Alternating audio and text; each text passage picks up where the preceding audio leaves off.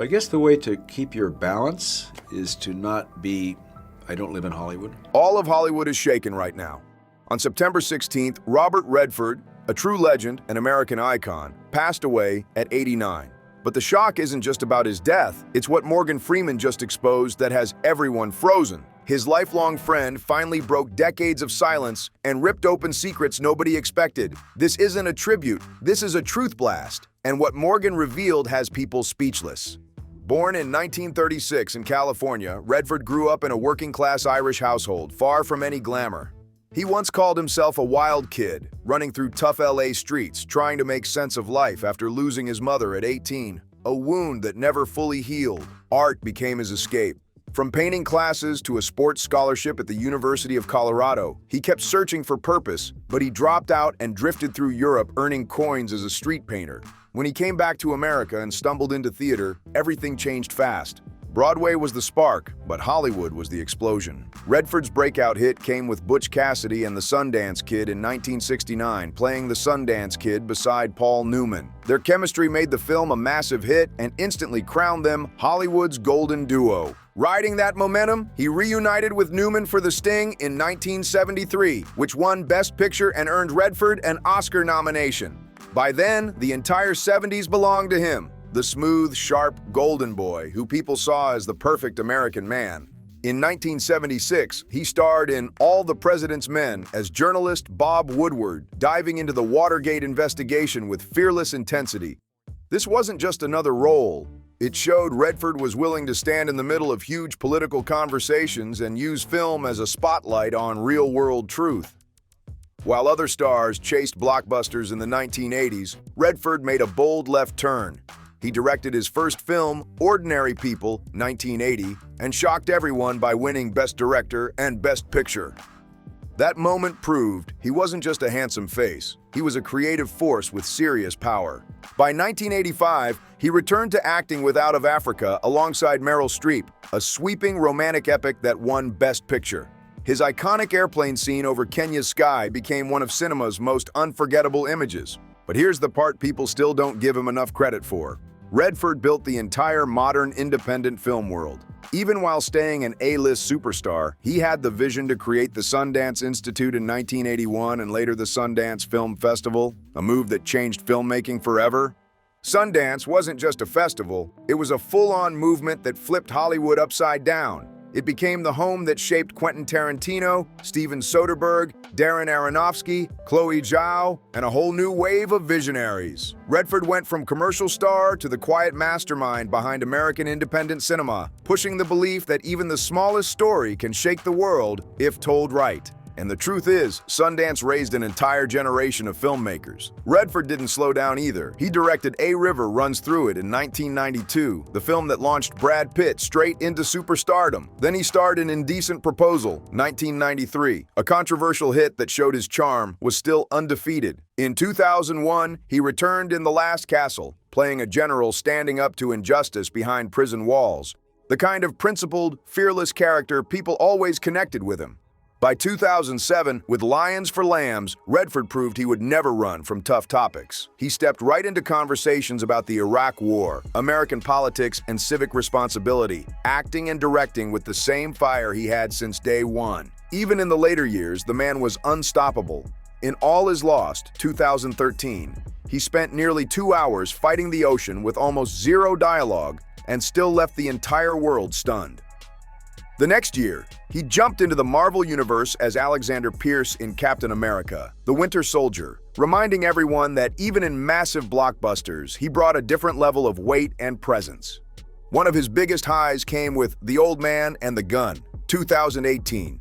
Right after announcing his retirement, he played a smooth, witty old thief, a role that felt like a perfect goodbye, mixing his bold younger self with his wise older years. And even in 2025, he popped up in a cameo in Dark Winds, proving that his love for storytelling never faded.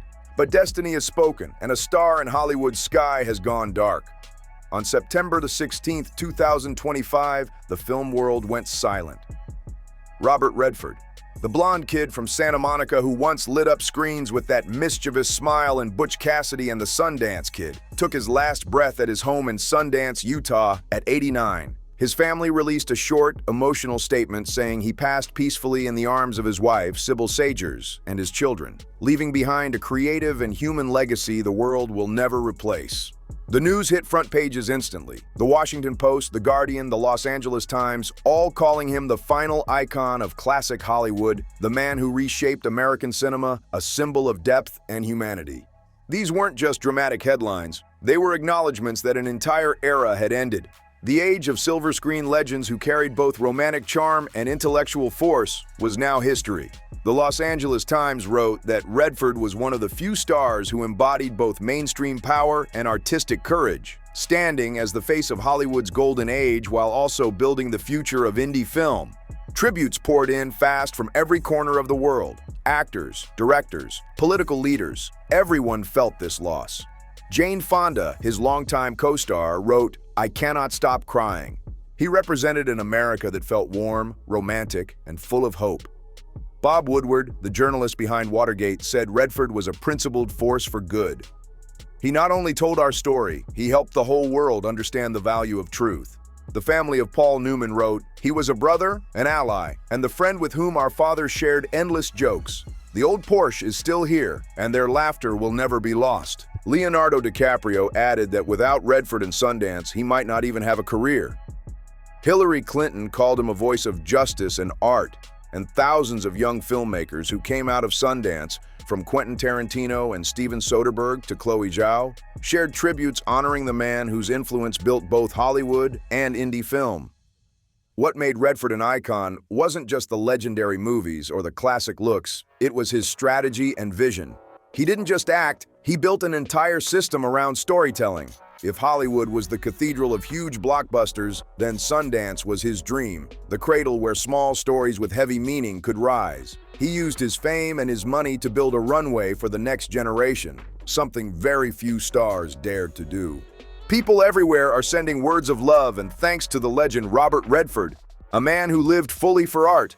But among all those tributes, one voice rose above the rest and made the world pause. Morgan Freeman's, his colleague, his soul friend, the man who walked beside him for nearly 50 years. Their bond started with a spark in 1980. That year, Redford invited a rising Morgan Freeman to join the film Brubaker, a gritty story about a prison warden trying to fix a broken system. Freeman was still searching for space in Hollywood, still climbing, still fighting for real opportunities. But something wild happened on set. The two men clicked instantly. Redford, the blonde global star, and Freeman, a black actor still waiting for his big shot, connected in a way nobody expected. Freeman later wrote, "After working with Robert Redford on Brubaker in 1980, we instantly became friends. And that wasn't just polite talk, it was real."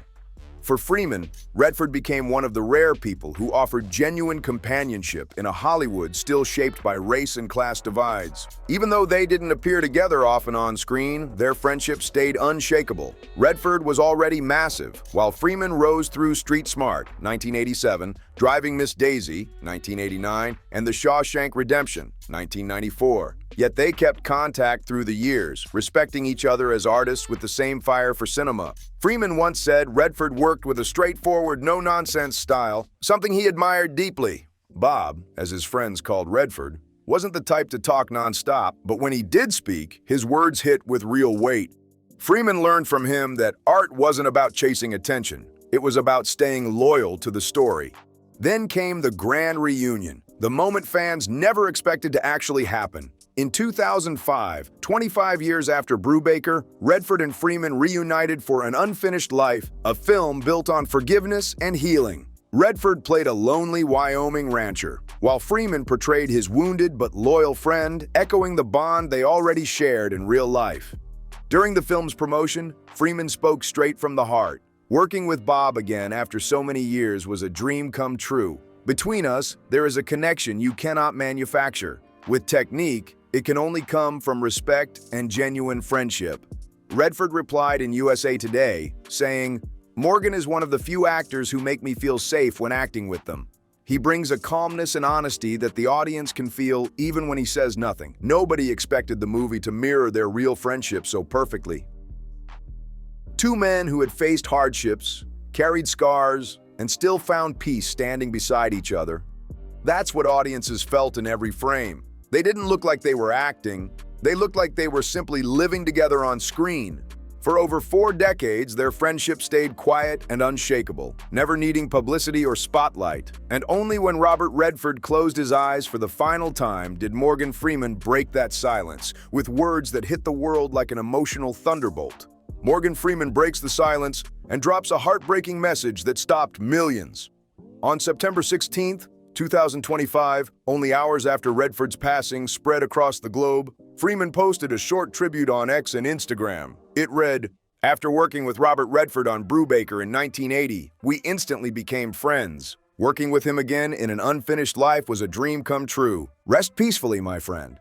Just 3 sentences, yet each one cut straight to the heart. Freeman didn't list awards, didn't describe long memories, didn't dress it up with dramatic words. He chose pure honesty. He pointed to 2 timeless moments, the spark of friendship on Brubaker and the reunion in an unfinished life when that bond had fully matured. For Freeman, those 2 memories were enough to describe an entire lifetime of loyalty. International media reacted instantly. The Hollywood Reporter called it the simplest yet most moving tribute Redford received. Variety wrote that in a world where everyone talks too much, Freeman's restraint turned the farewell into something unforgettable. Social media exploded with heartbreak and love. One viral comment said, "When I read Freeman's words, I felt as if I could hear Redford smiling." Another user wrote through tears, "He did not just write for Redford, he wrote for the heart of an entire generation of moviegoers." It was Freeman, quiet for decades, then speaking at the exact right moment, who delivered the most powerful emotional hit the world didn't see coming. He didn't just say goodbye. He painted Robert Redford not as some unreachable legend, but as a real friend who will live forever in memory. But to feel the full weight of Freeman's words, you have to look deeper into Robert Redford himself. The man behind the myth, behind that Sundance Kid smile that charmed millions were wounds and losses that shaped a tough, soulful, deeply human artist. Personal tragedies shaped Redford long before the fame ever did. The first loss, the shock at 18.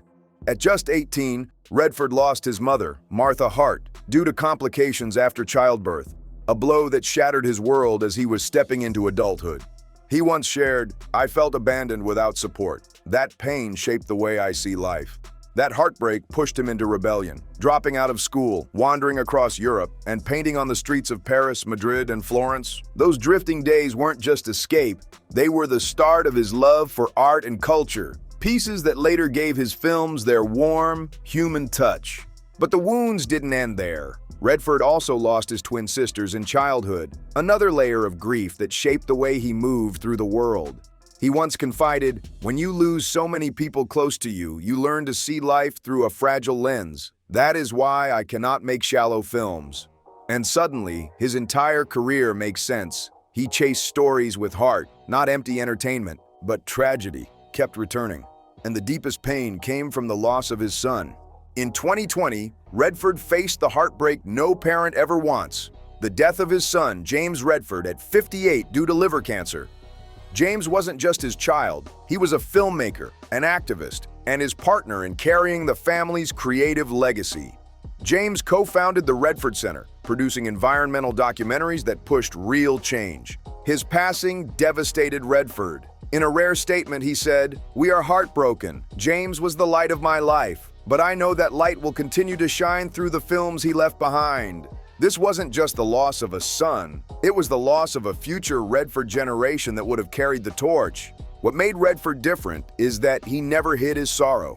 He transformed every wound into art with real weight and real truth. His directorial debut, Ordinary People, 1980, told the story of a family shattered by the death of a son. A film so raw and honest it won 4 Oscars, including Best Director. Many critics said Redford poured his own grief into it, the pain of losing his mother and sisters, turning the movie into a quiet prayer for healing. He kept doing that throughout his life, shaping tragedy into cinema that touched people everywhere. A River Runs Through It, 1992, told the story of 2 brothers growing up under Montana's massive sky, ending with the heartbreaking fate of the younger one. A story that hit close to Redford's own losses. He once said the river symbolized life itself, beautiful, fierce, always moving, just like memories and grief that never stop flowing. Even the environmental documentaries he later produced carried that same quiet fear, not just the loss of family, but the loss of the whole world. Art became his medicine, the way he stitched broken pieces back together. Redford turned his grief into fuel, not darkness. He never ran from tragedy. He shaped it into films that helped audiences reflect on their own journeys. That's why so many people called him an artist of healing. Movies like Ordinary People and A River Runs Through It weren't just films, they were sanctuaries where viewers found empathy, comfort, and sometimes answers they didn't even know they were searching for. Critic Roger Ebert once wrote, "Redford did not make films to tell his own story. He made films to tell us that you are not alone in your pain." And looking back, that's exactly who he was. The losses that could have destroyed him instead built the foundation of his legacy. From a kid who lost his mother at 18, Redford rose to become a legend of the silver screen, and more importantly, a man who transformed tragedy into art that healed millions. Most people will always remember him as the blonde, charming superstar with that classic Hollywood glow. But behind all that shine lived a quiet, thoughtful, surprisingly simple man, someone who never let fame twist him out of shape. The everyday Redford was nothing like the loud Hollywood stereotype. He was humble, private, and grounded. His path in love, though, wasn't easy. Redford married for the first time in 1958 to historian Lola Van Wagenen, and they spent over 2 decades together raising 4 children. Scott, who passed away at just 2 months old, Shauna, David James, and James Redford, who died in 2020 from liver cancer.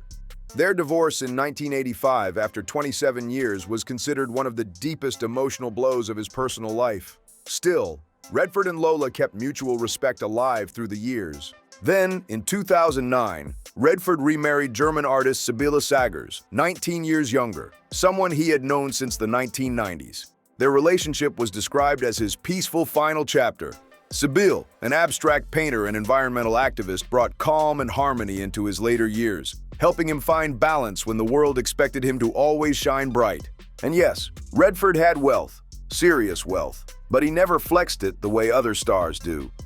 With more than 6 decades in the arts, he built an estimated fortune of about $200 million, yet he lived with quiet taste, not flashy noise. Most of his wealth stayed rooted in Utah, where he founded Sundance Resort and the Sundance Institute, his artistic kingdom. The resort wasn't just a beautiful escape.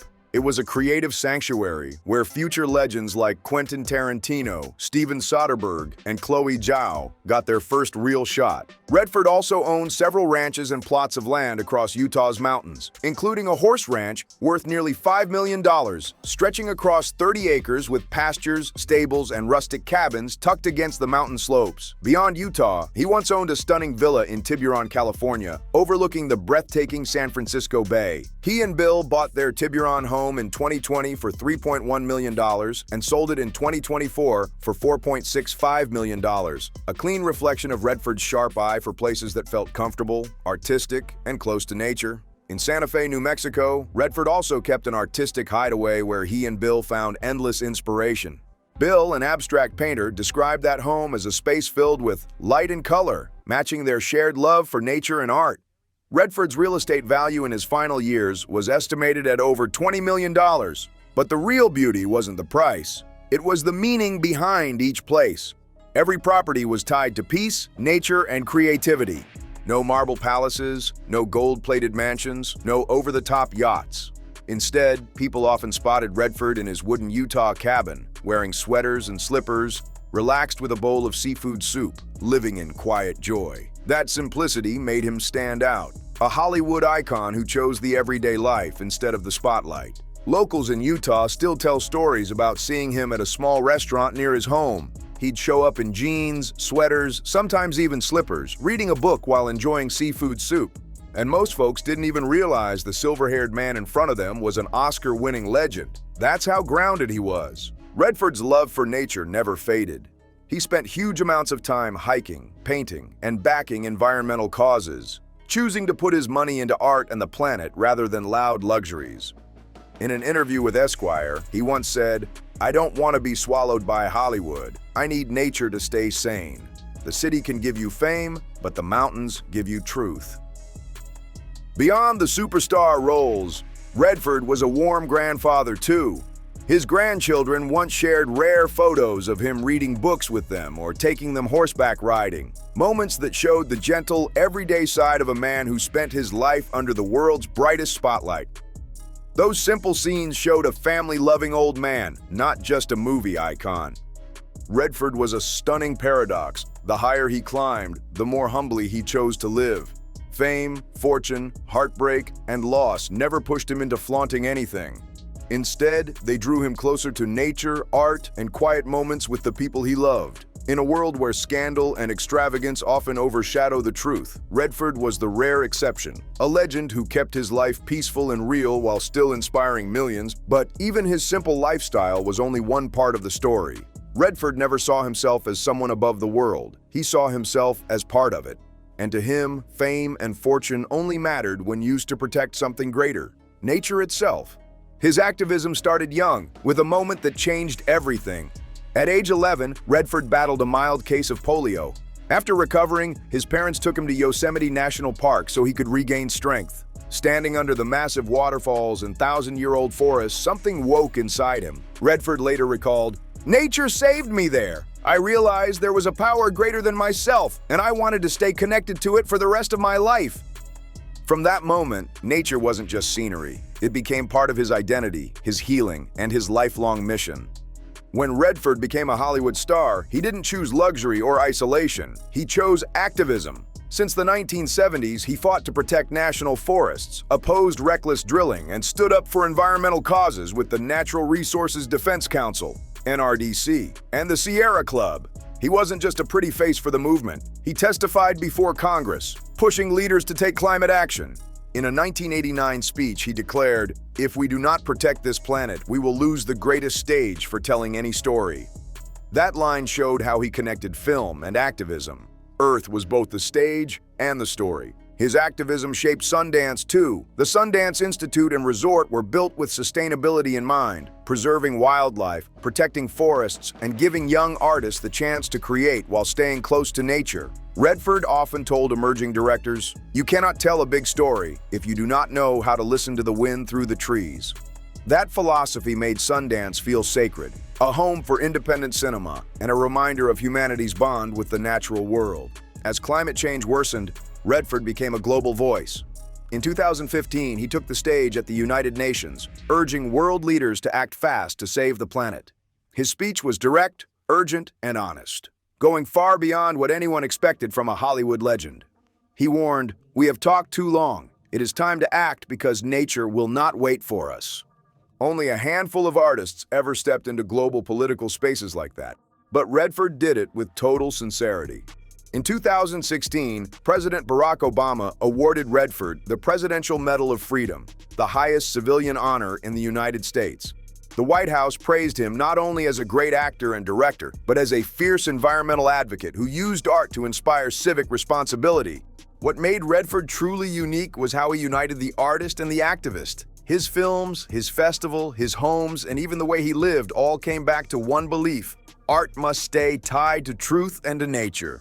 In one of his final interviews, Redford said, "Fame comes and goes, but if I can contribute to making this planet greener and fairer, then that is the most important role of my life." From the boy who once stood speechless before Yosemite's waterfalls to the silver-haired man addressing the United Nations, Redford completed the journey of an artist-activist, someone who lived not only for cinema, but for the planet itself. His perseverance made him a film legend and a symbol of responsibility, hope, and love for nature. Robert Redford ended his journey at 89, taking an era with him, but leaving behind films, stories, and a legacy that will outlive all of us. Morgan Freeman, the last friend to speak, gave him a farewell that was short, honest, and eternal. Redford may have left this world, but he lives in every frame, every word, every moment he gave to audiences. And as Freeman reminded us, some friendships and some truths don't need long speeches to last forever. Let us all send our love and gratitude to the legend, Robert Redford. And if you enjoyed this story, make sure to like the video, drop a comment, share it, and subscribe to RumorFame so you never miss another powerful story. See you on the next one.